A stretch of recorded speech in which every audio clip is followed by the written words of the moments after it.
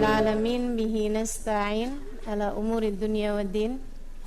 Wassalatu wassalam ala asyrafil anbiya wal mursalin sayyidina wa maulana Muhammadin wa ala alihi wa sahbihi ajma'in. Subhanaka la ilma lana illa ma 'allamtana innaka antal alimul hakim. Rabbi shrah li sadri wa yassir li amri wahlul 'uqdatan min lisani yafqahu qawli, amma ba'du. Alhamdulillah, pada hari ini kembali kita dapat melanjutkan kajian kita. Kita akan mempelajari awal penciptaan manusia, yaitu mengenai kisahnya Nabi Adam alaihissalam. Nah ini ya. Dan sebelum kita mulai, seperti biasa kita akan awali dengan membaca suratul Fatihah bersama-sama. Sebab Nabi Muhammad mengatakan suratul Fatihah lima quri'at laha. Surat Al-Fatihah itu tergantung niat bacanya untuk apa. Dan kita niat membaca suratul Fatihah kali ini, semoga Allah karuniakan ilmu yang manfaat.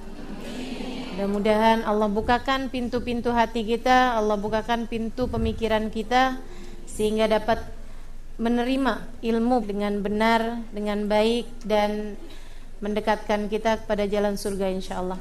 Fatihah biniyatin nafa' wal intifa' wal mudzakarah wat tadhkir ibtigha mardatih wa qurbih wa thawabih wa husnil khatimah ma'lud fil afiyah wa salahil aqibah wa ila hadratin nabi. Al-Fatihah.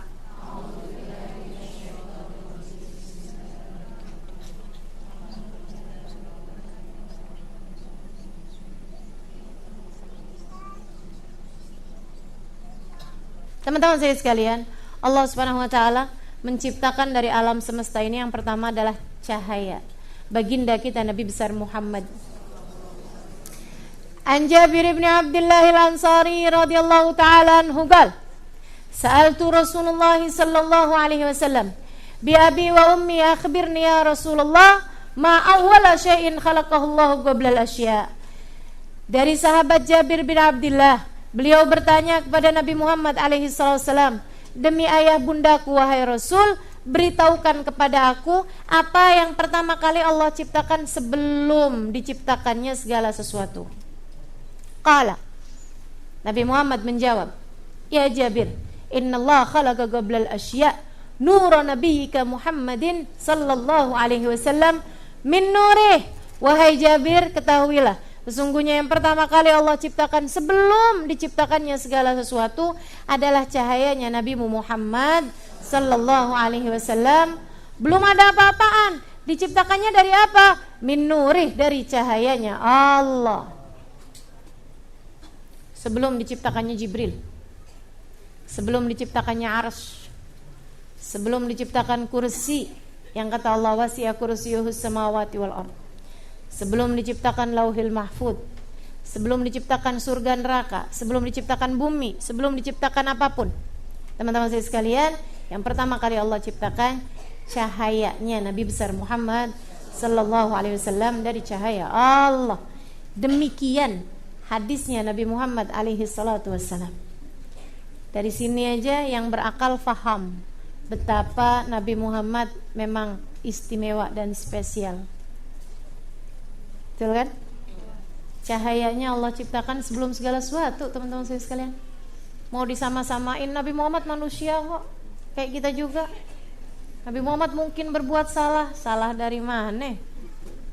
Ya Allah, ya Allah. Mudah-mudahan Allah kasih kepada kita kemuliaan, kemampuan untuk beradab dan berakhlak kepada baginda kita Nabi besar Muhammad alaihi wasallam.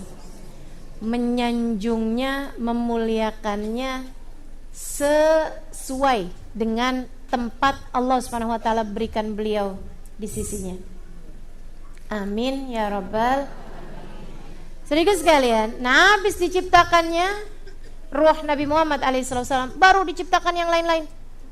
Diciptakan malaikat, diciptakan segala ini itu segala macam.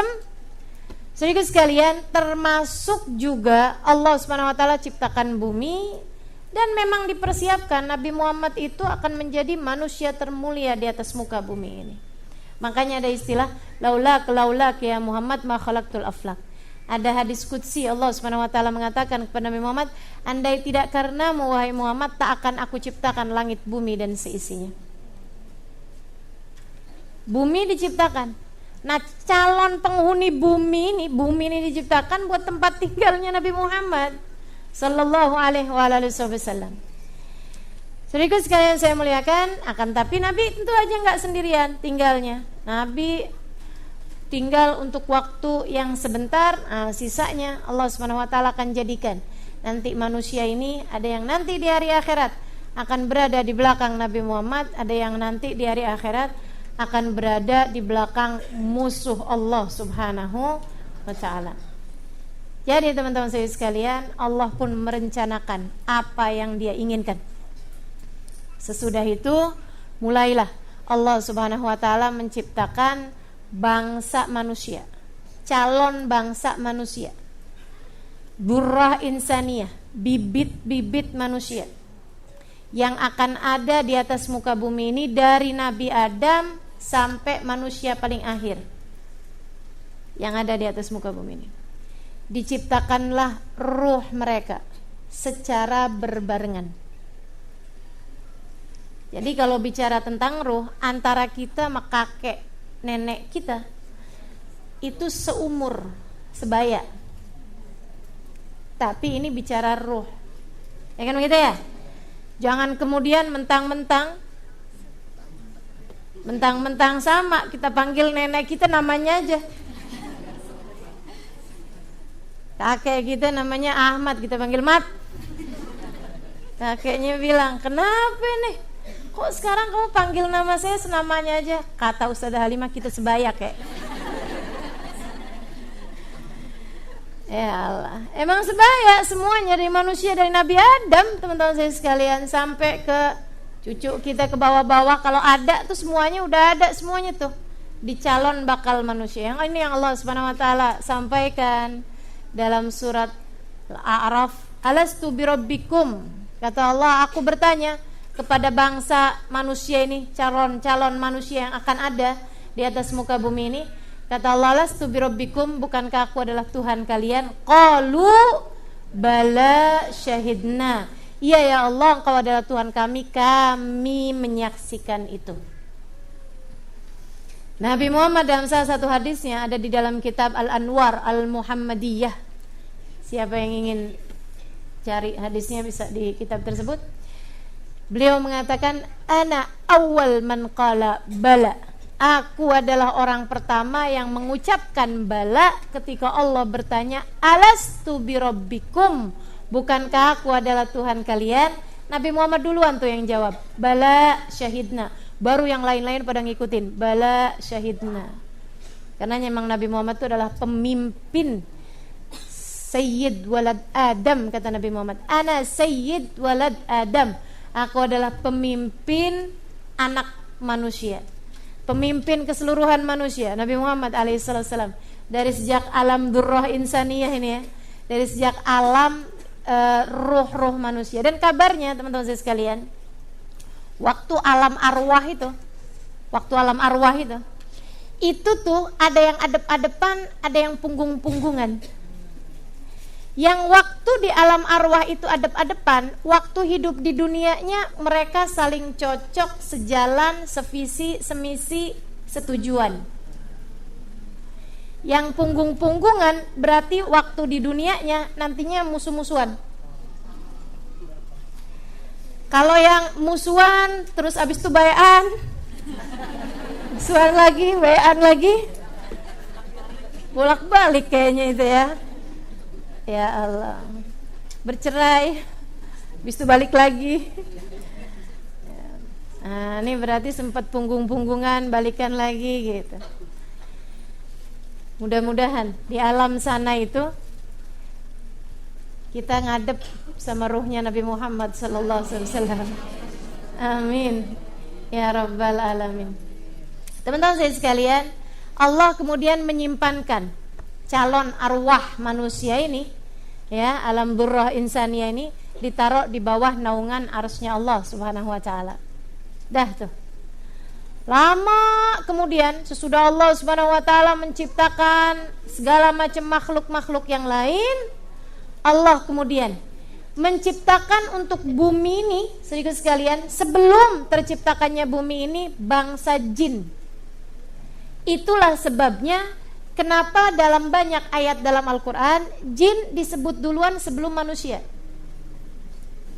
Karena tinggalnya duluan dia daripada kita di muka bumi ini. Kata Allah, minal jinnati wan nas. Kata Allah lagi, wa ma khalaqtul jinna wal insa illa liya'budun. Tidaklah kami ciptakan jin dan manusia kecuali untuk beribadah. Jin duluan. Padahal kalau dari sisi kemanusiaan, dari sisi kemuliaan, manusia lebih mulia daripada jin. Dari sisi kemuliaan, manusia lebih mulia daripada bangsa jin. Kata Allah dalam Al-Quran, walaqad karramna Bani Adam, dan sungguh telah kami muliakan anak manusia. Jadi muliaan kita daripada jin. Karenanya para jomblo jangan ada mau kawin sama jin. Putus asa banget tuh ya. Ya Allah, kawinin saya sama jin juga gak apa-apa. Jangan ada yang seputus asa itu. Jadi teman-teman saya sekalian, Allah ciptakan bangsa jin. Jin yang pertama nih ya, kakek, nenek, moyang. Yang pertama nih, bangsa jin yang diciptakan Allah. Di atas muka bumi, ciptainlah mereka. Ternyata teman-teman saya sekalian, mereka kerjaannya pada beranteman. Mereka kerjaannya pada rebutan. Mereka kerjaannya menumpahkan darah satu sama lain, saling bunuh-membunuh, saling berperang satu sama lain. Allah kesel, Allah marah. Ini kenapa nih diciptain di atas muka bumi kerjaannya malah saling mencelakakan satu sama lain. Aku ciptakan kalian sebagai khalifah, sebagai penjaga bumi, kalian malah merusak bumi. Kalian malah merusak bumi dengan kebencian kalian, dengan peperangan kalian. Itu kan merusak bumi. Gak ada perkara lebih merusak bumi daripada peperangan. Bukan begitu? Jadi nih, mereka perang, mereka rebutan, mereka musuhan. Allah kemudian murka kepada mereka semuanya. Allah hancurkan mereka semua. Dihancurkan sama Allah. Entah kehancurannya berupa apa diturunkan hujan api atau apa, yang pasti semuanya hancur kecuali satu jin. Diselamatkan Allah. Kenapa dia diselamatkan si satu ini? Karena ahli ibadah. Namanya iblis. Anda akan tercengang. Namanya iblis, teman-teman saudaraku sekalian. Iblis ini kana minal jin fafasakan amri rabbih. Surat Thaha ya. Kana minal jin. Si iblis ini kana minal jin, asalnya dia dari bangsa jin. Fafasakan amri rabbih, kemudian dia fasik kepada Tuhannya. Itu teman-teman sekalian, bangsa jin semuanya dihancurkan, yang diselamatin dia doangan tuh satu, si iblis ini tadi. Dia diselamatkan sekali lagi bukan karena dosa, bukan karena maksiat, dia diselamatkan karena ibadahnya. Justru karena ibadahnya. Si iblis punya ibadah enggak tanggung-tanggung. Tidak ada satu jengkal tanah di atas muka bumi ini kecuali sudah pernah dibuat sujud oleh iblis. Demikian Imam Ghazali menceritakannya dalam kitab Minhajul Abidin. Tidak ada ma min buq'a fil ard illa waqad sajad iblis fihi sajdah. Tidak ada satu tempat sejengkal tanah di atas muka bumi ini kecuali iblis udah pernah sujud di situ. Jadi sebelum kita sholat di Masjid Raya Al-Ittihad, iblis sudah duluan. Sebelum kamu datang ke negara mana, ini muka bumi ini semuanya sudah pernah dibuat sujud sama iblis. Apa tujuannya iblis? Dia bilang biar semua tanah menyaksikan sujudku kepadanya. Keren gak? Tapi itu iblis loh itu. Ya Allah, luar biasa. Jadi di saat Allah menghancurkan penduduk bumi, pada saat itu si iblis dinaikin. Dinaikin kemana? Ke surga. tinggal bersama dengan para malaikat. Sebelum ada Nabi Adam alaihissalam, iblis sudah ada di situ. Tinggal bersama dengan para malaikat. Bukan malaikat, tapi tinggal bersama dengan para malaikat. Ngapain iblis di langit sana itu? Tidak ada satu jengkal tanah di langit kecuali iblis pun sujud di sana dengan satu sujudan. Jadi dia sujud, tar habis itu dia duduk lagi, dia sujud lagi di sebelahnya, dia sujud lagi sebelah, sujud aja kerjaannya. Ibadah yang luar biasa. Jadi kalau kamu ngerasa ujub sama ibadahmu,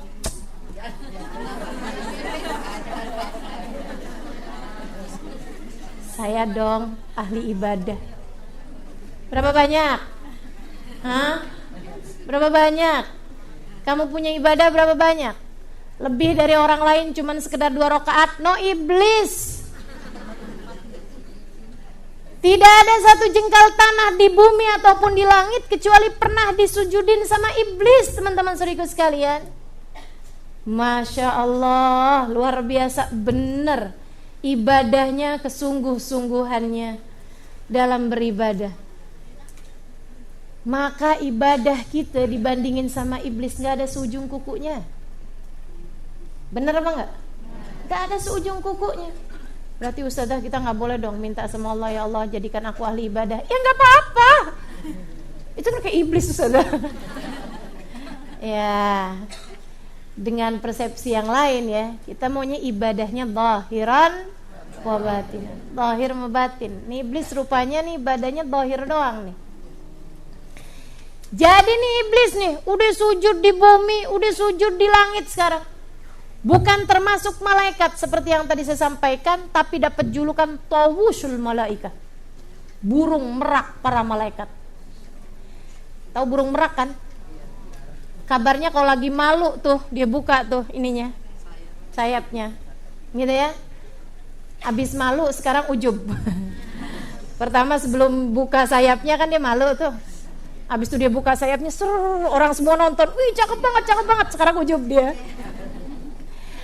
Ini ya, si iblis nih bukan termasuk malaikat, tapi dapat julukan tawusul malaika, burung merak para malaikat.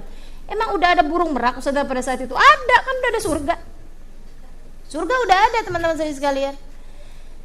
Mereka kan tinggal di surga tuh. Jadi si iblis tinggal di surga, ntar jalan-jalan ke Ma'wa, ntar jalan-jalan ke Aden. Keren gak tuh? Kita barang bisa jalan-jalan doang ke Bali mah kalah sama iblis. Ada yang ujub gara-gara sering jalan-jalan ke luar negeri. Gak ada apa-apanya. Sama siapa? Jadi gak usah sedih. Bang, kenapa sih bang? Aneh gak pernah diajakin jalan-jalan bang. Teman-teman aneh tuh bang, ya ampun bang, kemana-mana bang. Ada yang ke Amsterdam, ada yang ke New York. Abang ajakin saya ke bang, ke Indomaret juga udah girang.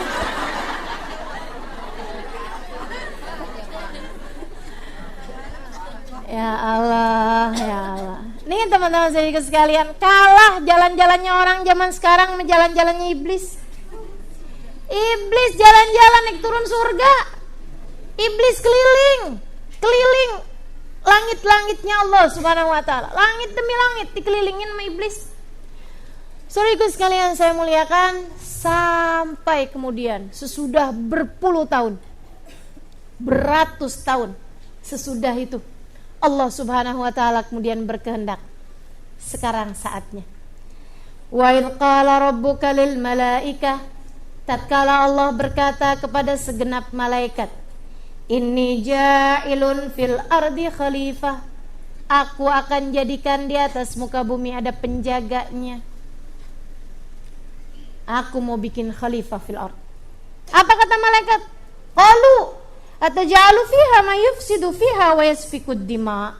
Ya Allah, apakah engkau akan ciptakan lagi di atas muka bumi penduduk-penduduknya, penghuni-penghuninya, penjaga-penjaganya, orang-orang yang yufsidu fiha, mereka hanya akan berbuat kehancuran, mereka hanya akan berbuat kerusakan di atas muka bumi, wa yasfikud dima, bakalannya mereka akan menumpahkan darah lagi dah ya Allah, kayak yang dulu. Kita kan belajar dari pengalaman nih. Para malaikat bilang, ya Allah udah deh gak usah kali ya Rabb. Wa nahnu nusabbihu bihamdika wa nuqaddisu lak. Ya Allah, kami dong para malaikat, ini kan udah cukup. Kami senantiasa bertasbih padamu, kami selalu mengagungkanmu, kami menjadi seperti yang kau mau ya Allah. Apa kata Allah? Qala inni a'lamu ma la ta'lamun. Wahai para malaikat, aku tahu apa yang tidak kalian tahu. Allah merencanakan sesuatu.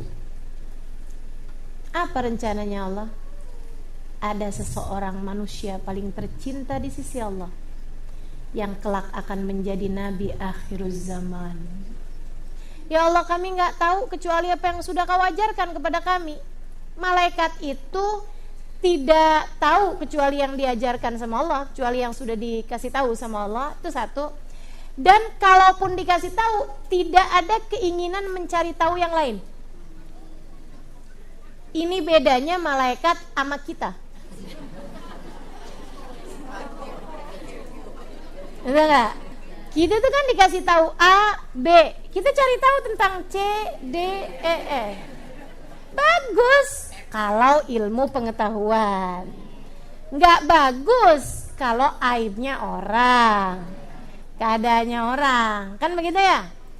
Nah ini, kalau ilmu pengetahuan itu bagus teman-teman saya sekalian. Sayyidina Anas bin Malik, Nabi Muhammad mengatakan padanya, ilmu itu didapat dengan bilisanin saul, dengan lisan yang suka bertanya.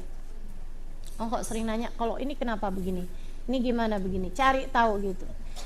Nah malaikat itu nggak ada yang nyari tahu, nggak pada suka nyari tahu. Makanya ada cerita waktu Allah Subhanahu Wa Taala mau perintahkan malaikat buat nemenin, bantuin Nabi Muhammad pergi perang. Mereka nanya sama Allah, ya Allah gimana caranya perang? Nggak tahu mereka caranya perang gimana. Itu kan tugas dadakan. Jadi kan bukan tugas mereka. Jadi nggak paham mereka gimana caranya perang. Allah bilang, fadribu kullal a'naq wadribu kullabanan. Kata Allah, itu diceritakan dalam Al-Quran. Sedikit sekalian saya muliakan. Jadi Allah bilang tuh, fadribu minhum kullal a'naq wadribu kullabanan. Kamu potong dari orang lehernya atau persendiannya. Set. Pokoknya di persendian. Gitu ya, titik-titik yang mematikan. Sini leher sama persendian. Sesudah perang, para tabi'in yang gak pernah ikutan perang, yang dihadiri oleh para malaikat, mereka nanya sama para sahabat yang pernah ikut perang bersama dengan Nabi Muhammad di peperangan yang diturunkan malaikat. Kalian lihat gak malaikatnya? Gak lihat. Kalian berasa gak kalau perang itu dihadiri malaikat? Berasa. Gimana berasanya? Nah pedangnya belum nyampe orang udah mati. Seru gak sih? Coba bayangin. Rasanya udah mati duluan. Ya Allah, seru benar ya. Terus ditanya lagi, tahu gak sih mana hasil perangnya kalian dengan hasil malaikat tuh yang terbunuh gitu misalnya? Ketahuan apa enggak? Ketahuan. Gimana cara taunya? Pokoknya malaikat selalu aja bunuh di leher. Karena diajarinya bunuh leher mereka, bunuh persendian mereka. Nggak ada yang kreatif. Nggak ada tuh tusuk jantung, kan paling cepat padahal. Gitu kan ya? Atau misalnya perutnya apa kenapalah gitu, tangannya kenapa, kaki lengannya kenapa, nggak ada teman-teman sekalian. Mereka selalu bunuhnya kulal a'naq, bunuh leher aja zret. Nah itu malaikat berarti hasil bunuhnya. Jadi itu sekalian saya muliakan. Jadi kembali kepada Allah dengan para malaikat, gitu ya. Tanyain malaikat, apa nih nama ini apa? Nggak tahu ternyata. Subhanaka la ilma lana illa ma 'allamtana innaka antal alimul hakim. Ya Allah, kami nggak tahu apa-apa kecuali yang sudah Engkau bagi tahu kepada kami. Innaka antal alimul hakim. Jadi malaikat nih misalnya raqib, disuruh nyatetin amal ibadah, dia taunya nyatetin amal aja. nggak tahu nyatet dosa. Malaikat atid sebaliknya, dia kerjaannya cuman nyatet dosa. Jadi dia taunya nyatet dosa aja. Jadi nggak ada ceritanya malaikat rokib kasih tugas sama malaikat atid. Tid, gue mau istirahat dulu deh Tid ya. Tolong ya Tid. Kalau dia ada bikin baik catetin. Nggak bisa teman-teman saya sekalian. Malaikat itu benar-benar hanya ngerjain apa yang sudah Allah ajarkan kepada mereka. Jadi mereka nggak punya pengetahuan dan nggak punya keinginan buat cari tahu.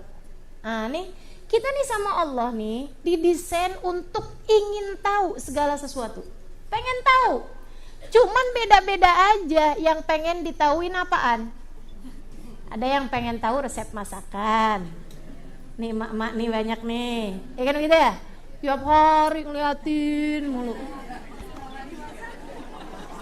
Masaknya sih kagak, lihat doang. Pokoknya pengen tahu aja gitu caranya bikinnya. Kalau tanyain sama anaknya, "Lagi ngapain sih, Ma?" "Liatin resep masakan." "Alah, Mama." Liatin doang, ujung-ujungnya GoFood juga.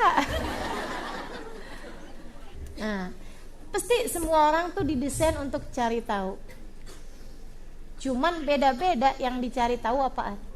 Maka mudah-mudahan nih yang duduk-duduk di majelis ini insya Allah merupakan orang-orang yang selalu ingin mencari tahu tentang Allah dan Rasulnya, tentang firman-firmannya, tentang ilmu yang mendekatkan kita kepada jalan kebahagiaan hidup kita dunia akhirat. Amin ya rabbal. Saudara sekalian, jadi Allah nanya sama malaikat, malaikat nggak pada tahu. Nah, sekarang kata Allah, qala ya Adam, ambihum biasmaihim. Nah, sekarang kamu udah Adam, coba kasih tahu tuh sama para malaikat nama-namanya yang aku udah ajarin. Wih, malaikat kaget-kaget ngelihat Adam nih tahu segala-gala, tahu berbagai macam bahasa, tahu berbagai macam istilah, tahu segala macam hal, teman-teman saya sekalian, dari hal-hal keimanan dan lain sebagainya. Nama-nama apapun yang ada di langit-langit sana tuh tahu semuanya. Wow, malaikat berdecak kagum terhadap ilmu yang dimiliki oleh Nabi Adam. Katanya Allah, "Alam aqul lakum inni a'lamu ghaibas samawati wal ard wa a'lamu ma tubduna wa ma kuntum taktumun." Bukankah telah aku kasih tahu kepada kalian semua wahai para malaikat bahwa aku tahu apa yang tidak kalian tahu, hal-hal yang gaib dari yang ada di langit dan di bumi, apa yang akan kejadian dan lain sebagainya. Karenanya aku ciptakan Adam untuk tujuan-tujuan yang sangat besar. Wa a'lamu ma tubdun wa ma kuntum taktumun. Aku tahu apa yang kalian lihatkan, apa yang kalian sembunyikan. Aku tahu segala sesuatu, kata Allah. Habis itu kembali kepada Nabi Adam. Nabi Adam, teman-teman saya sekalian, di surga sendirian. Enak sih surga, tapi sepi. Tapi gak ada temen, jadinya gak seru gitu. Akhirnya Nabi Adam doa, "Ya Allah, kasih saya temen apa? Jangan biarkan aku sendirian ya Allah." Doa tepatnya tidak diceritakan oleh Allah SWT dalam Al-Quran. Tapi yang pasti kurang lebih seperti doanya para jomblo ketika meminta jodoh. Enak sih ya Allah di surga ini, tapi kalau sendirian kan sepi gitu ya. Doa jomblo gitu gak sih? Ustazah nih jomblo dibully mulu katanya. Nyariin jodoh kagak. Kerjaannya ngebully jomblo. Ayolah teman-teman sebelum kiamat datang. Duluan kawin gitu. Saudara sekalian, habis doa kayak begitu, Allah bilang, "Iya kesian juga nih Adam sendirianan nih." Ya udah deh. Allah kemudian saat Nabi Adam tidur, Allah ambil salah satu dari tulang rusuk Nabi Adam. Ya. Allah Subhanahu wa taala ambil salah satu dari tulang rusuk Nabi Adam ketika Nabi Adam sedang tidur. Malaikat tuh juga nggak ada yang tidur, jadi kan nggak enak nih Nabi Adam tidur sendirian, main sendirian. Diambilin tulang rusuknya Nabi Adam, kemudian Allah ambilkan ruh yang Allah Subhanahu wa taala simpan di bawah naungan arasnya. Nggak keliru, ruhnya Hawa yang diambil. Kemudian Allah tiupkan ruh tersebut kepada tulang rusuk itu, terciptalah darinya Sayyidah Hawa. Seperti mana Nabi Adam, yang hanya Nabi Adam sajalah yang terciptakan dari tanah, demikian pula dengan Siti Hawa. Hanya Siti Hawa yang tercipta dari tulang rusuk Nabi Adam. Para jomblo jangan suka nyari tulang rusuk.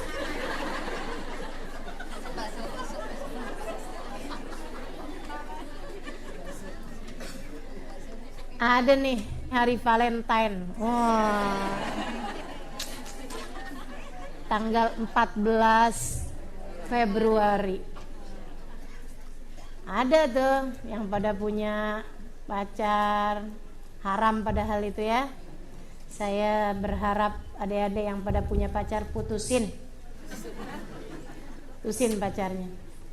Teman-teman saya sekalian, ada yang kalau lagi inian nih, lagi Valentine gitu, pacarnya bilang, aku ingin menghadiahimu dengan coklat atau bunga. Yang cewek nyaut, jangan kasih saya coklat, jangan kasih saya bunga, saya hanya ingin menjadi tulang rusukmu yang hilang.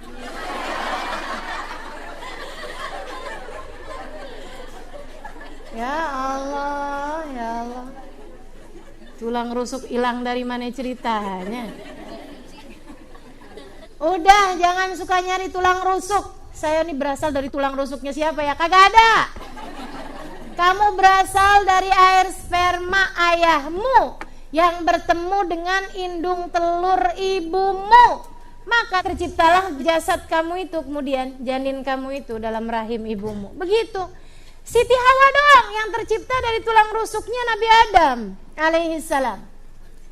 Makanya teman-teman saudariku sekalian, sekali lagi hanya Nabi Adam yang diambil tulang rusuknya, diciptakan Hawa darinya.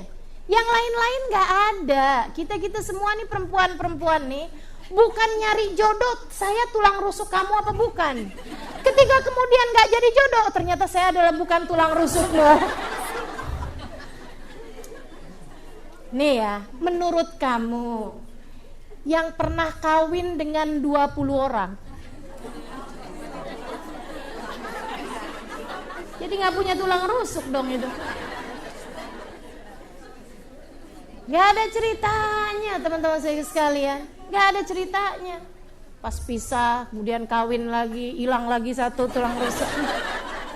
Aneh-aneh. Kalau kayak gitu modelnya, kalau mau tahu dia kira-kira beristri berapa, tinggal di scan aja. Betul gak? Itu tulang rusuk hilang berapa nih? Ya Allah, enggak gitu. Yang tercipta dari tulang rusuk sekali lagi hanya Siti Hawa, kagak ada yang lain. Dia doang tuh satu, teman-teman saya sekalian. Itu pun diciptakan Nabi Adamnya lagi tidur. Begitu bangun tidur, ada siapa nih?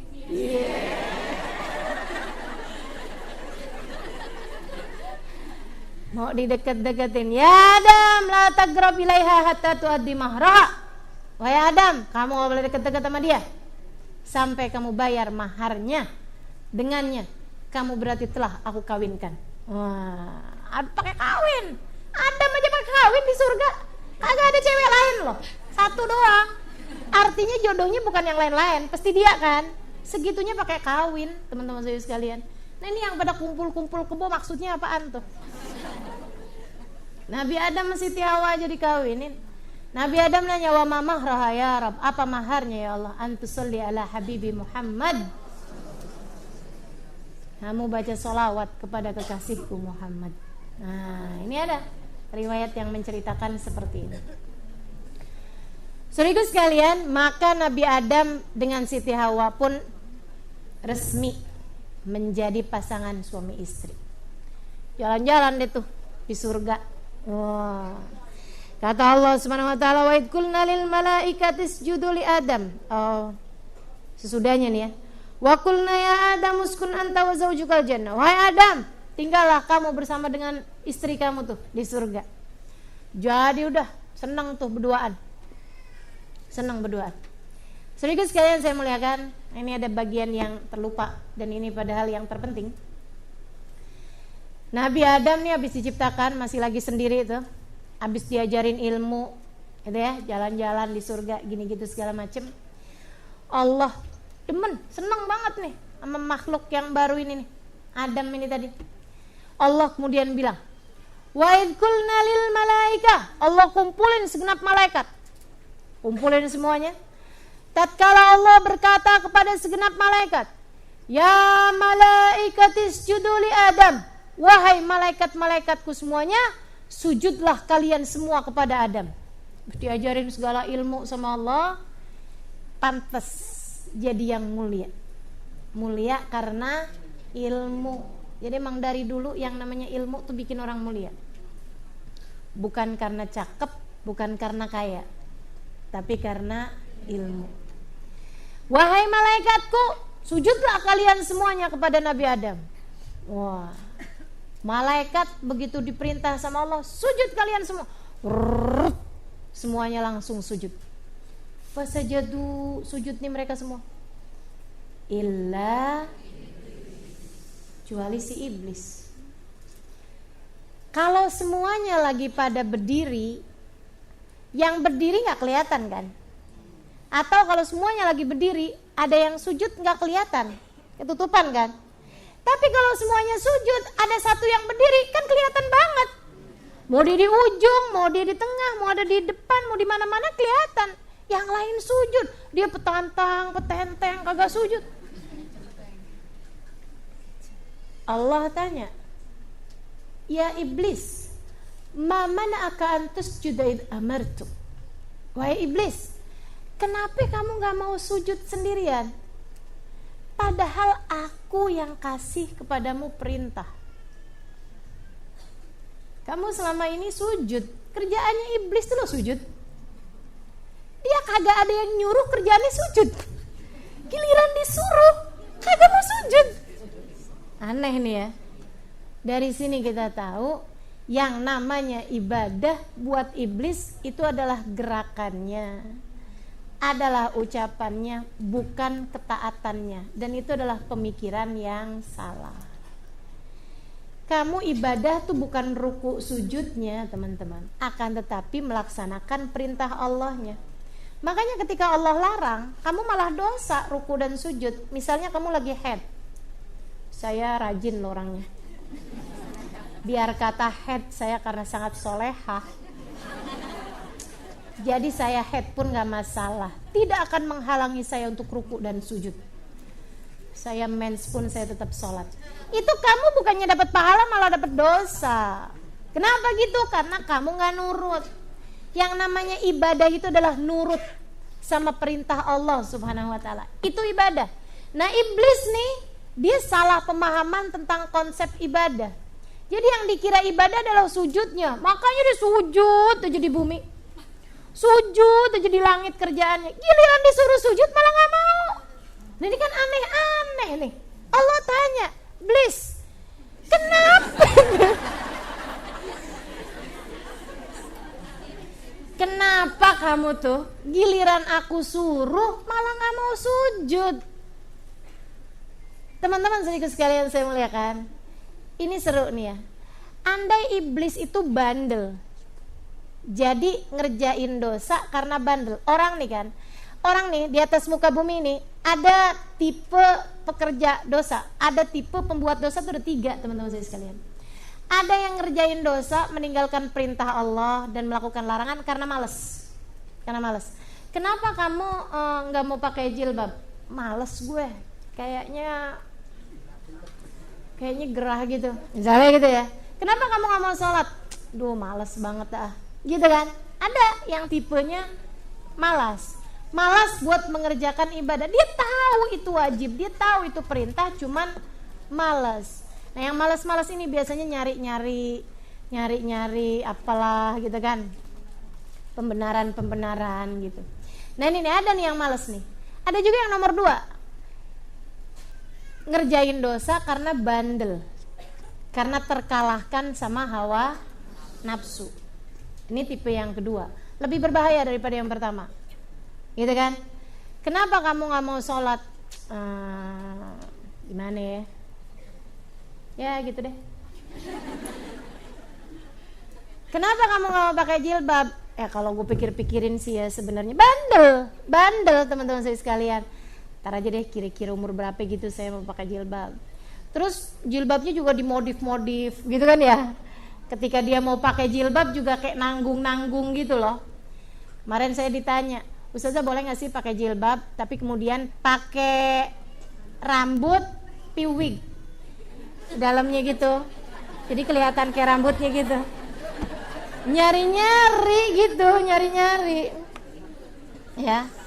Ini bandel gitu. Yang kalaupun sholat ya dia bandel gitu. Sholatnya yang cepet-cepet kayak gitu kan. Bandel, disuruh apa dia ngerjain apa gitu. Tapi emang bener-bener bandel karena terkalahkan hawa nafsu aja. Dan yang nomor 3 ini yang paling berbahaya. Nih dia nih kesalahannya iblis, sombong. Teman-teman saya sekalian, iblis ditanya, Allah mau tahu alasan ente kenapa nggak mau sujud, padahal aku yang perintahkan, kata Allah. Jelas Allah bilang padahal aku yang perintahkan kepadamu. Iblis nggak bilang malas dah ya Allah, aduh gimana ya Allah ya, malas saya tuh, soalnya juga yang tanah yang ini juga pernah saya udah sujudin. Gimana kan, mau gimana lagi gitu.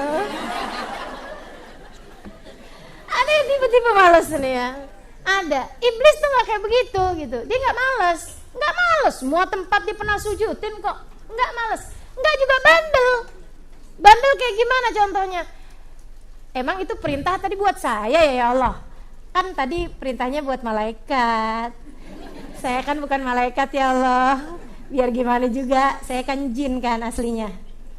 Jadi kan perintahnya bukan buat saya dong. Jadinya saya gak perlu sujud dong. Itu bandel namanya. Iya kan?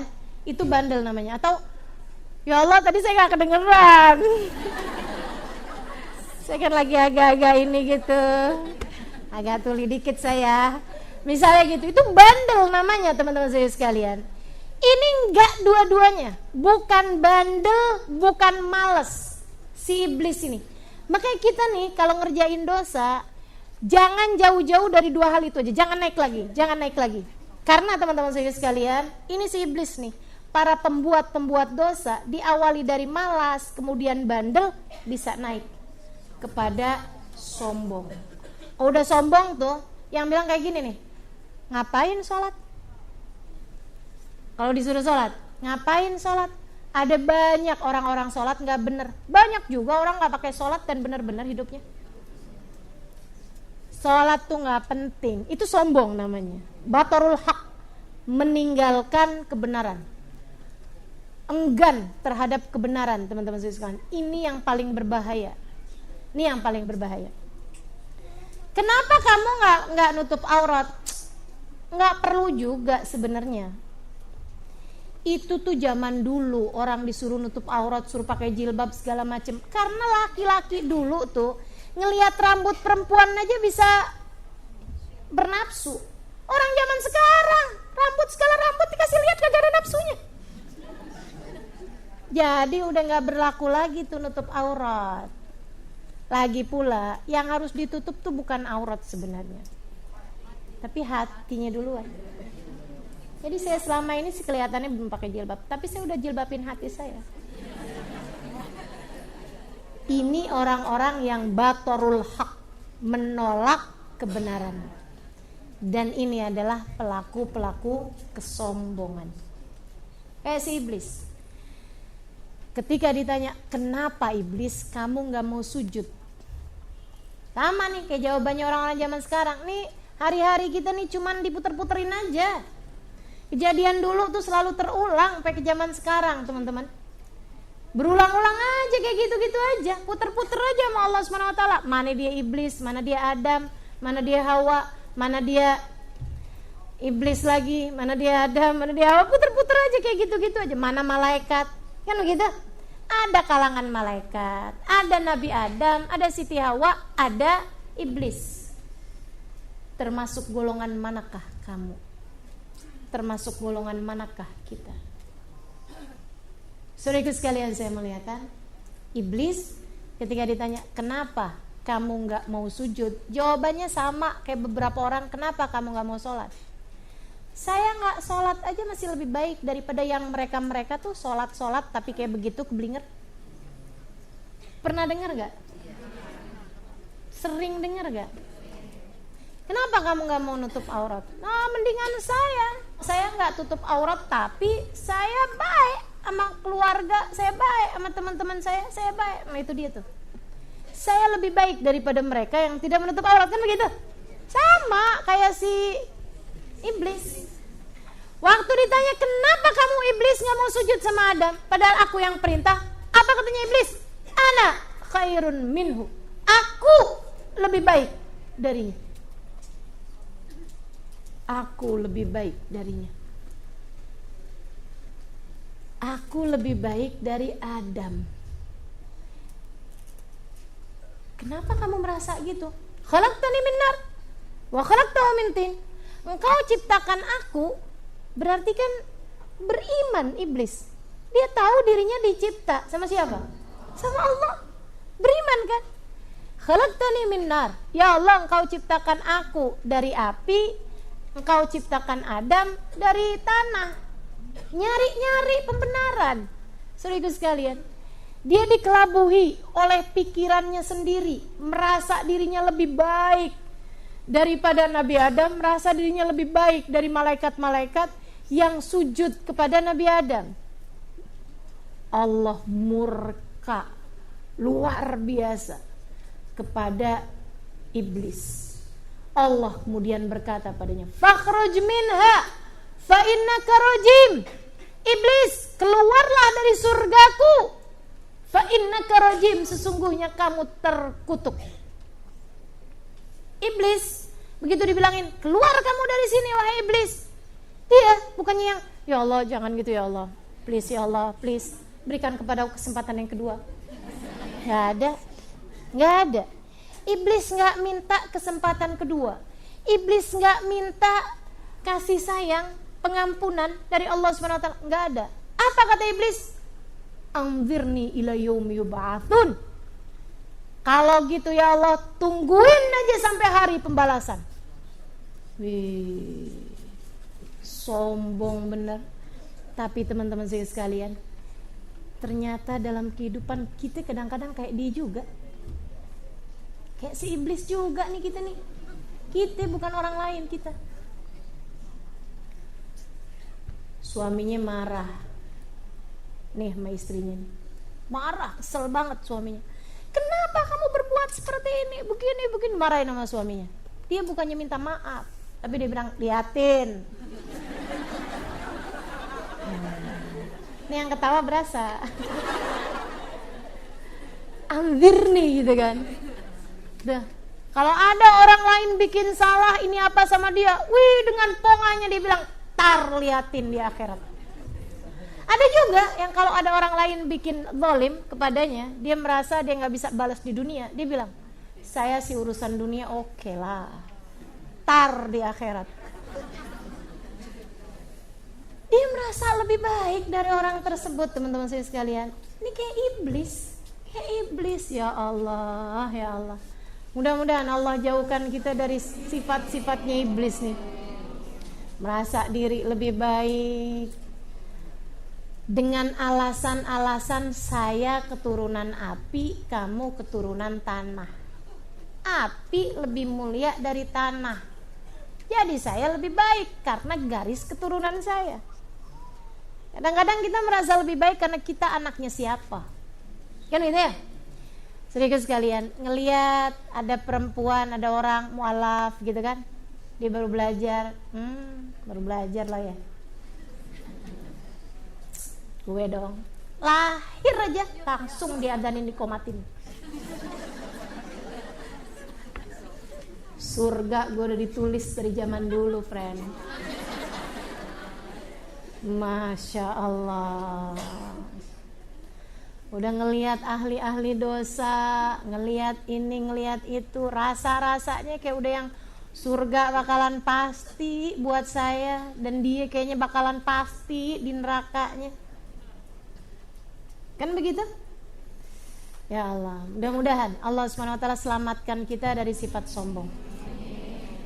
Nih yang masalah teman-teman sekalian, dosanya sombong itu lebih gede daripada dosanya bandel yang tadi saya sampaikan, atau dosanya malas, gitu kan ya?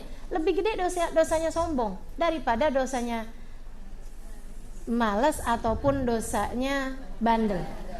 Teman-teman saya sekalian, dulu kamu belum pakai jilbab karena kamu malas misalnya, atau karena kamu bandel, gitu ya. Nanti kalau saya pakai jilbab rada susah nih kalau mau masuk bioskop misalnya, gitu kan. Kamu bandel jadi nggak mau pakai jilbab, atau kamu males gitu kan, nggak mau pakai jilbab. Tapi kamu pada saat itu melihat orang-orang yang pakai jilbab, kayak yakin bahwa yang ahli surga tuh ya ampun, solehah ya. Saya masih bandel sih, tapi iyalah mereka lebih baik lah daripada saya. Ngelihat ada orang berangkat pergi umroh, ibadah gini gitu kan, lihatnya yang iyalah mereka orang-orang solehah lah, saya ini masih bandel lah gini gitu kan. Jadi sekalian, kamu kerjain dosa karena males atau karena bandel. Satu hari kamu kemudian pakai jilbab, kamu kemudian pergi umroh, dan tiba-tiba kamu merasa kamu lebih baik daripada mereka yang gak pakai jilbab, dan kamu merasa bahwa kamu lebih baik daripada mereka yang gak pernah berangkat umroh, gak pernah berangkat haji. Kamu tidak sedang ibadah, kamu hanya berpindah dari satu dosa menuju dosa yang lain. Betul gak? Betul gak? Kamu hanya berpindah dari satu dosa berupa ninggalin salat, berupa gak pakai jilbab, menuju kepada dosa yang lain yang jauh lebih besar bahayanya buat kamu daripada dosa karena malas dan bandel. Kemudian kerjaannya nyinyirin mereka yang pakai jilbabnya belum sempurna. Kemudian kerjaannya merasa diri lebih baik daripada yang udah ngaji tapi gak pernah kenal berzikir, gak pernah kenal maulidan, gak pernah bangun buat tahajud. Kayaknya dia merasa bahwa surga udah ada di tangannya, kayak udah malaikat Jibril kasih tahu gitu, nih tiket surga kamu gitu, kayak gitu. Kayaknya dia ngelihat semuanya ahli neraka dan dia yang jadi ahli surga. Teman-teman, saudariku sekalian saya muliakan, jangan mau dikelabui hawa nafsu, jangan mau jadi pengikut iblis. Kalau bicara tentang ibadah, sekali lagi, iblis jauh lebih banyak nilai ibadahnya darimu. Akan tetapi dia beribadah bohir, tidak pernah diibadahin hatinya. Dia hanya sujud badannya, tidak pernah disujudkan hatinya. Badannya doang yang sujud, rohnya gak pernah sujud. Ada seorang santri datang kepada Imamul Haddad. Ya Imam, afil qalbi sujudun. Apakah hati itu ada sujudnya? Imam Al-Haddad tersenyum, kemudian berkata, "Naam, wa idza sajad lam yarfa' ba'dahu abada." Betul nak, hati ada sujudnya. Dan ketahuilah, hati ketika ia sujud tidak akan pernah terangkat selamanya. Hati tatkala ia sujud, ia tidak pernah terangkat selamanya. Sujud terus saja sama Allah, taat terus saja sama Allah, sampai-sampai dia makannya taat kepada Allah, dia minumnya taat kepada Allah, dia tidurnya taat kepada Allah, dia jalannya taat kepada Allah, dia ngapa-ngapain taat kepada Allah. Caranya menghormati orang tuanya bagian dari taatnya kepada Allah. Caranya menghormati suaminya jika dia perempuan adalah bagian dari sujudnya kepada Allah. Cara mendidik anak-anaknya bagian dari sujudnya kepada Allah. Dia make bajunya, bagian dari sujudnya kepada Allah. Dia tidak lagi bertanya apa yang mau saya pakai, tapi dia bertanya apa yang Allah inginkan untuk saya pakai. Dia tak lagi bertanya apa yang ingin saya makan, tapi dia bertanya apa yang Allah inginkan untuk saya makan. Dia tidak pergi kemana arah langkah membawanya, tapi dia selalu pergi ke tempat di mana Allah menginginkannya untuk pergi ke sana. Maka dia menjadi seseorang yang hidup di atas muka bumi dalam keadaan hatinya telah sujud kepada Allah dan tidak pernah lagi terangkat. Saudariku sekalian saya muliakan, nah kalau kita lihat diri kita nih ya, taran taat, taran maksiat, berarti hati kita belum sujud beneran, masih hampir sujud. Makanya begitu mau Allah baru mau sujud nih, keangkat lagi, nggak jadi lagi sujudnya. Hati apabila sudah sujud tidak akan pernah terangkat sesudahnya. Masya Allah. Hatinya para kasih Allah SWT, mengingat Allah dalam tiap waktu. Ada gitu Ustazah? Banyak. Ketika kita belum menjadi salah satu di antara mereka, jangan menafikan keberadaan mereka di atas muka bumi ini. Ibadullah, la tulhihim tijaratun wala bai'un an dzikrillah. Mereka hamba-hamba Allah, perdagangan ataupun penghidupan tidak membuat mereka lalai dari Allah. Mereka mengingat Allah dalam tiap waktunya. Mereka hidup bersama dengan Allah Subhanahu wa taala. Jalla jalaluhu ta'ala azamatuh. Kalau teman-teman penasaran kisah-kisah mereka, silakan baca tuh buku saya Bidadari Bumi. Saya ada ceritakan sebagian dari mereka di buku tersebut, orang-orang yang hatinya telah sujud kepada Allah Subhanahu wa taala. Masya Allah. Ada Hubabah Bahia, ada Hubabah Umairah, ya kan? Ada Hubabah Khadijah binti Syekh Bakar bin Salim, Masya Allah. Ada Hubabah Khadijah Asgaf yang saya temuin di waktu haji itu kan. Semuanya orang-orang dengan hati yang sudah sujud kepada Allah Subhanahu wa ta'ala. Jadi gak kayak iblis, hatinya sudah sujud, badannya udah sujud, tapi hatinya gak pernah sujud. Dia sujudnya mengikuti hawa nafsu, dia sujudnya buat bangga-banggaan. Tidak ada satu jengkal tanah kecuali saya udah pernah sujud di situ, kata iblis. Gak ada sejengkal tanah di langit kecuali saya udah pernah sujud di situ. Dibuat bangga-banggaan. Teman-teman saudariku sekalian yang saya muliakan, hati-hati sama ibadah yang hanya membuatmu sekedar berbangga dengannya. Karenanya Rabi Al-Adawiyah mengatakan, sembunyikan ibadahmu seperti mana selama ini kamu telah menyembunyikan dosa-dosamu. Biarkan jadi rahasia antaramu dengan Allah Subhanahu wa ta'ala. Ini yang dilakukan bareng-barengan, apa-apaan maunya bareng-barengan. Giliran sendiri pun kagak ada yang lihat, di-upload di media sosial. Ngupload tentang urusan tahajud di jam 3 pagi. Maksud kamu apa? Itu kan dakwah ustazah, ngajak orang melakukan kebaikan. Ngapain pakai jam 3 pagi? Ngapain? Gak bisa siang-siang aja gitu? Siang-siang kan bisa. Kalau tujuanmu memang mengajak orang dalam kebaikan. Hati-hati. Ar-riya yadubbu fi ummati dabiban naman.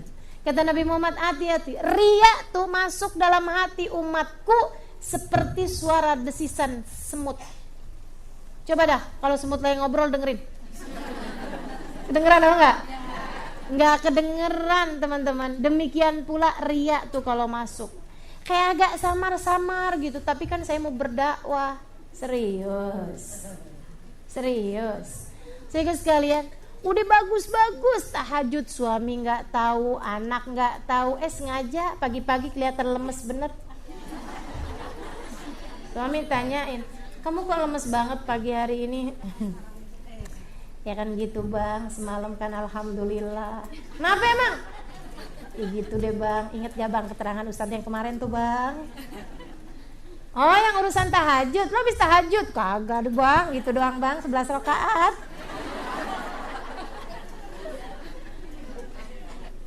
Sayang benar teman-teman sekali, sayang benar. Ibadah itu yang dimaksudkan bukan sekedar gaya-gayaan. Yang dimaksud dengan ibadah ketundukanmu kepada Allah, taatmu ketika diperintah sama Allah, bukan ketika diperintah sama hawa nafsu.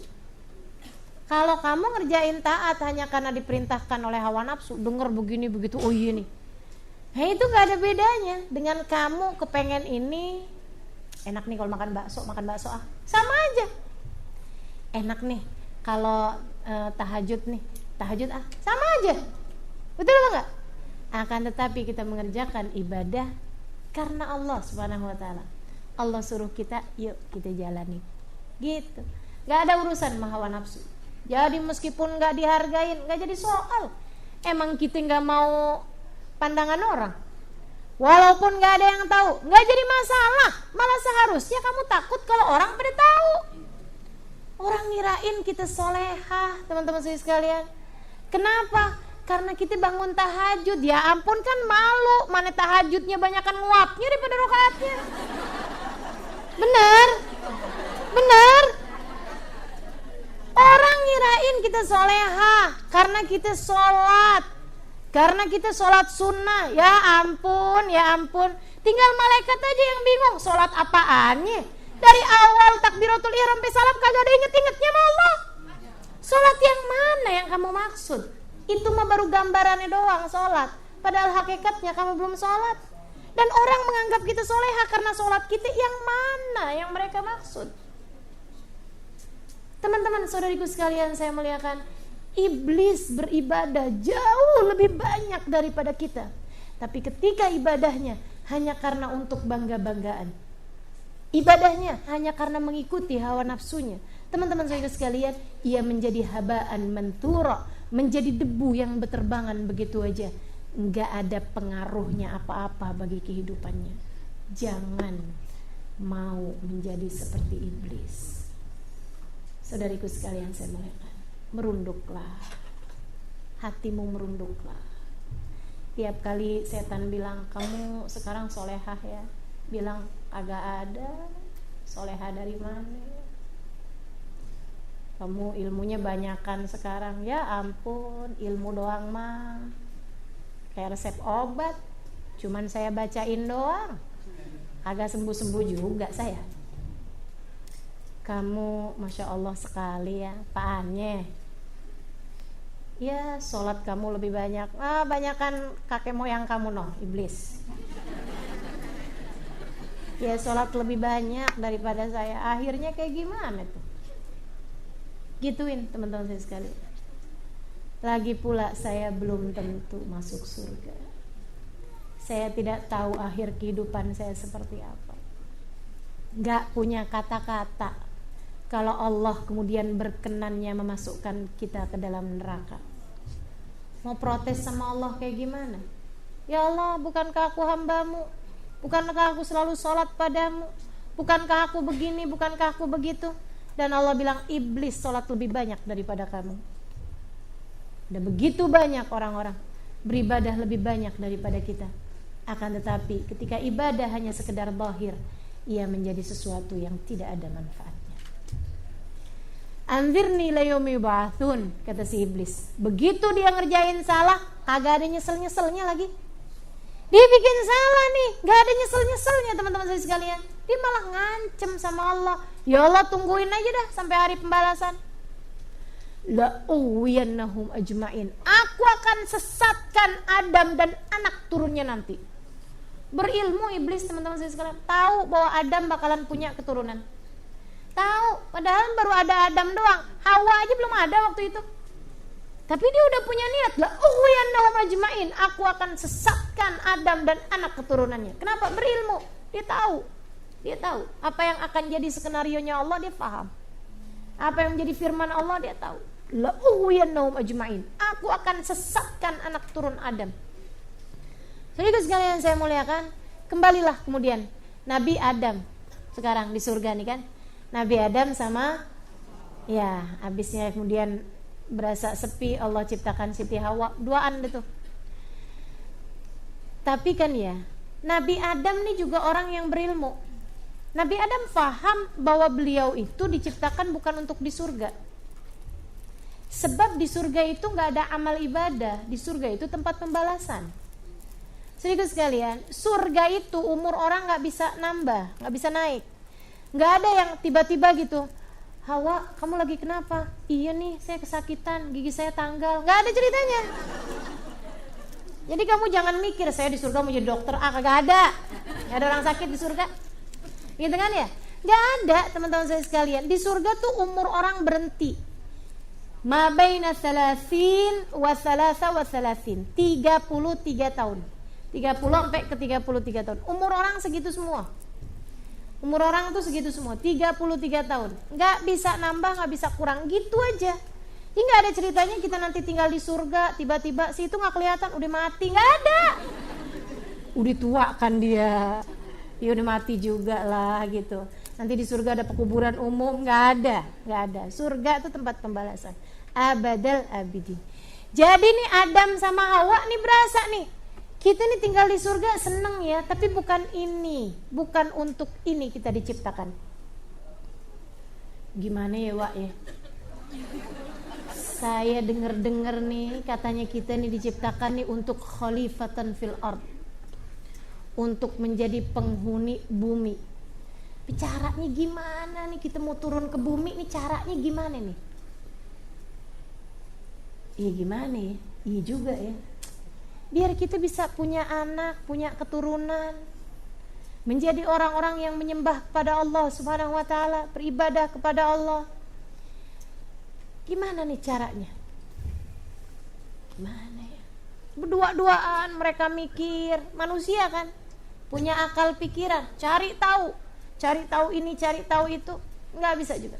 Allah kemudian berkata, wa id qulna, tatkala kami berwakulna ya Adam uskun anta wa zaujukal jannah. Adam, tinggallah kamu barengan Hawa nih di surga. Wa kula minha ragada, kamu boleh makan apapun yang kamu mau di surga, tapi wala taqraba hadhihi syajarah, pohon yang satu ini jangan kamu deketin. Ini enggak boleh kamu deketin. Fatakuna minadh dhalimin, kamu akan menjadi orang yang berbuat dosa. Kamu akan berbuat zalim, berbuat salah kalau kamu deketin pohon ini. Udah, Nabi Adam sama Siti Hawa, wah, nurut banget teman-teman saya sekalian. Hati mereka udah sujud kepada Allah. Calon nabi kok nurut banget. Adam baru deket-deket aja. Hati-hati Dam, hati-hati. Ini pohon yang kita larang, hati-hati. Nah gitu tuh. Pas Hawa lagi main-main lari, hati-hati jangan. Hati-hati teman-teman saya sekalian. Nggak kepikiran apalagi mau makan buahnya. Deketin pohonnya mereka nggak mau. Takut, nggak mau Allah Subhanahu wa taala. Jangan. Saudaraku sekalian yang saya muliakan, tiba-tiba si iblis nih yang udah turun dari surga tapi masih ada di langit, nyamar jadi ular. Makanya sampai sekarang ilmu-ilmu hitam tuh suka pakai ular. Saya jadi nakut-nakutin nih. Ini teman-teman saya sekalian, iblis nih nyaru jadi ular. Kemudian ngomong, dia udah nggak bisa lagi datang dengan rupanya yang asli ke surga gitu, tapi dia bisa masukin dirinya ke dalam ularnya kemudian jalan-jalan deh tuh sampai nyaru ke surga. Dia bilang kemudian, Dam, lo tahu nggak Dam, kenapa Allah nggak bolehin kamu berdua deket-deket sama pohon yang enak? Kenapa emang? Iblis, gue sih nasehatin aja nih ya. Gue sih bukan HP nih. Saya bener-bener nih tulus sama kamu. Makanya teman-teman sekalian, kalau ada orang udah omongannya berlebihan kepadamu, kamu perlu curigai. Karena nasi, saya nggak bikin-bikin. Itu ucapannya iblis tuh kayak begitu. La akunanna minan nasihin. Saya sungguh-sungguh memberi nasihat dengan tulus padamu. Ngomongnya kayak begitu. Adam tahu bener si iblisnya siapa. Kan disuruh sujud sama dia nggak mau kan? Tahu banget iblisnya siapa. Allah udah bilang juga, kamu adalah musuh bagi yang lain. Kan begitu tuh? Musuhan ya kamu ya. Iya ya Allah. Sampai sekarang nih, kita nggak diizinkan buat musuhin siapapun kecuali iblis, kecuali setan. Jadi teman-teman saya sekalian, kalau mau musuhin orang, lihat dulu dia setan atau bukan. Kalau bukan, bilang sama dirinya, saya nggak boleh musuhin dia karena dia bukan setan. Kan begitu? Gitu ya? Karena memang kita tidak diizinkan untuk musuhin siapapun kecuali setan. Si iblis nih, Nabi Adam dari pinternya tahu bahwasanya ucapannya iblis adalah kebalikannya. Musuh itu kan kalau ngomong kan kebalikannya. Emang dia benci sama kita gitu. Jadi dia bilang gitu, si iblis bilang, kamu dilarang deket-deket pohon itu karena kalau kamu makan buahnya, kamu akan kekal di surga. Begitu dengar itu? Oh, nasihat yang sangat baik iblis, terima kasih. Adam kemudian bilang sama Hawa, Hawa, saya udah tahu solusinya. Gimana caranya biar kita diturunin dari surga nih menuju ke tempat yang memang seharusnya kita berada, yaitu bumi. Sebab kita diciptakan oleh Allah bukan untuk surga. Kita diciptakan oleh Allah untuk menghidupi bumi, untuk menjadi khalifah fil ard. Gimana caranya, Dam? Saya udah tahu caranya. Gimana? Kita makan buah itu. Jangan main-main, Dam. Kita udah dilarang nih sama Allah nih. Kurang lebih perbincangannya seperti itu, teman-teman saya sekalian. Kurang lebih kayak begitu. Jangan main-main gitu. Enggak, beneran dah. Soalnya iblis bilang, kalau kamu makan buah ini, kamu akan menjadi kekal di surga. Artinya, kalau kita makan buah itu, kita akan diturunkan sama Allah ke bumi. Iblis adalah musuh kita. Jangan pernah lupa itu. Oh iya bener juga ya. Ya udah deh, ayo dah bismillah.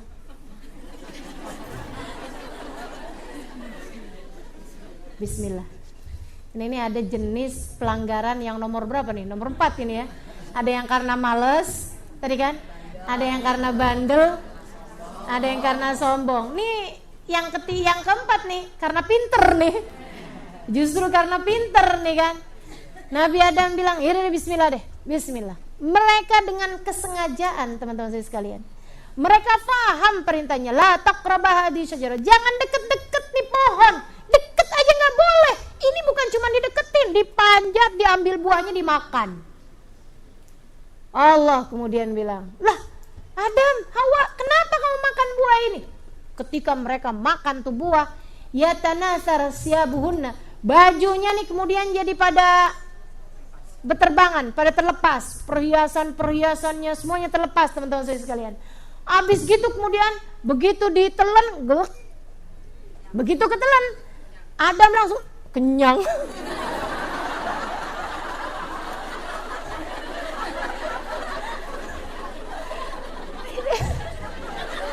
Aduh, hiburan banget sih ini. Begitu ditelan kenyang. Lagi lapar, Mbak.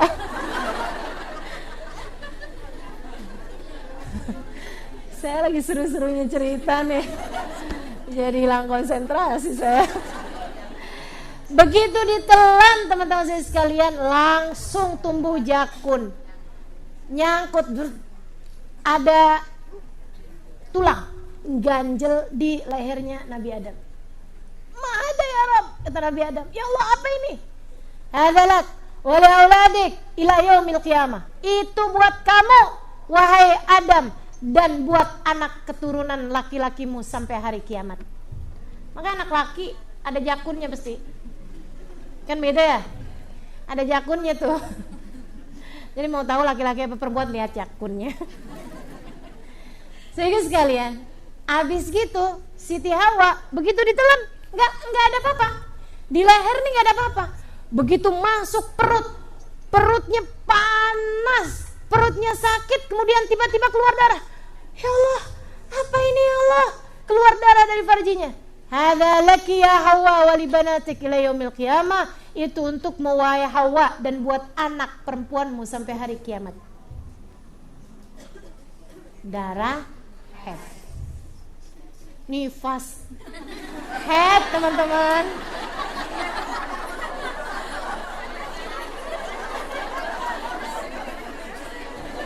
Baik, saudara sekalian saya muliakan, maka sejak itulah kemudian mereka turun di atas muka bumi. Nah ini ya, satu terakhir nih.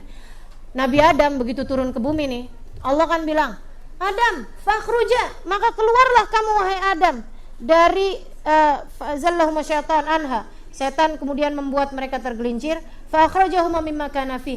Setan mengeluarkan keduanya dari surga menuju ke atas muka bumi. Wa qul nabi tu ba'dukum li ba'din adu. Turunlah kalian semua, Adam, Hawa, sama iblis, kalian turun semua.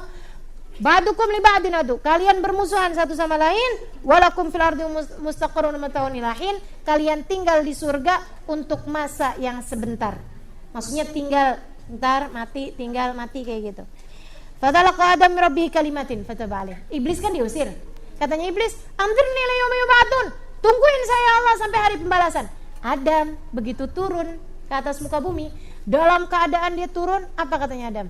Rabbana zalamna anfusana wa illam taghfir lana wa tarhamna lanakunanna minaz. Adam enggak nyari pembenaran. Adam enggak bilang, "Ya Allah, saya emang tahu saya bakalan diturunin nih ke atas muka bumi nih kalau saya makan buah itu. Karena saya memang ngerti ya Allah maksudnya iblis bla bla bla panjang lebar." Dia kasih keterangan, enggak gitu. Enggak gitu. Adam begitu tahu bahwa bagaimanapun saya telah melanggar apa yang Allah perintahkan pada saya. Karena saya terburu-buru. Andai saya menunggu waktu, mungkin Allah akan menurunkan juga saya ke atas muka bumi. Adam begitu turun di atas muka bumi, dia mengaku berbuat salah. Rabbana zalamna anfusana wa illam taghfir lana wa tarhamna lanakunanna minal khasirin. Ya Allah, saya telah berbuat salah. Andai Engkau tidak ampuni, celakalah saya ya Allah. Andai Engkau tidak sayangi, celakalah saya ya Allah. Maka nih kita punya dua panutan, dua pendahulu, gitu ya. Ada iblis dengan jalannya, sebabnya dia berbuat salah. Kenapa? Kemudian ketika berbuat salah bagaimana? Sesudah berbuat salah bagaimana? Ada Adam alaihi salam. Kan begitu ya?